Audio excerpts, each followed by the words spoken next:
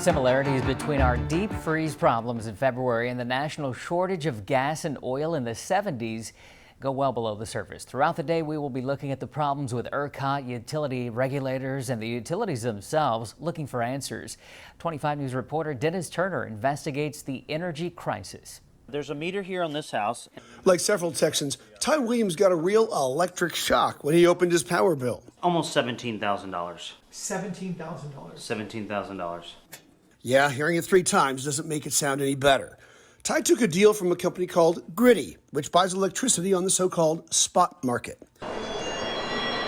Power prices went through the roof in the Texas deep freeze as power grid operator ERCOT jacked up prices to the max, hopefully prompting power producers to pony up extra juice. And that left people like Williams to pony up, people without the protection of a fixed price contract. Economically speaking, this has all happened before, but with a different kind of energy.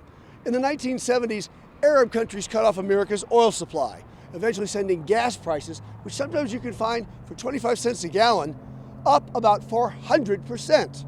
In the years that followed, lots of oil companies bought on the spot market, where it seemed like even the littlest thing could send gas prices to as much as $4 a gallon or more. But this time, we have no OPEC to blame.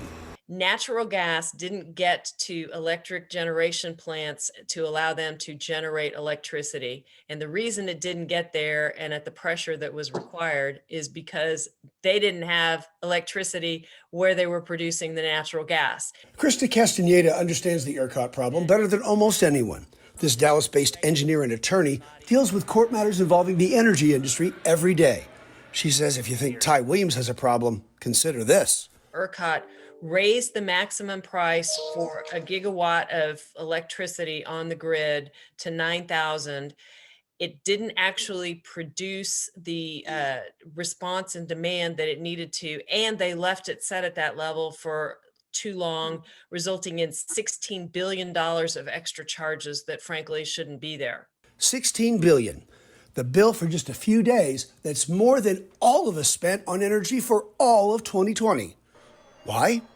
That's the way free markets work. Scarce resources demand top dollar. As it did during the gas crisis of the 1970s, so it happened again in the Texas deep freeze, putting the Lone Star State in its own little energy crisis. Yeah, I mean, that's kind of the way this deregulated grid works, though, is that lots of money gets made in a very few days and not very much money gets made the rest of the year. This is an unusual aberration, even on top of that.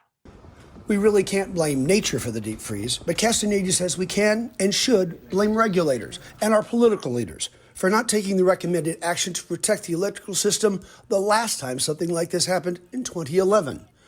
As the 1970s energy crisis almost put the Chrysler Corporation out of business, now the Texas deep freeze has made some power companies almost powerless as they seek bankruptcy protection. Who gets rich and who gets ruined? That's really the question. A question that's left Ty Williams wondering which one he'll become as he struggles to find the money to pay for that bill of, how much is that again? Almost $17,000. The ice may have melted, but the heat we're likely to feel for all this, experts say, has only just begun. Dennis Turner, 25 News.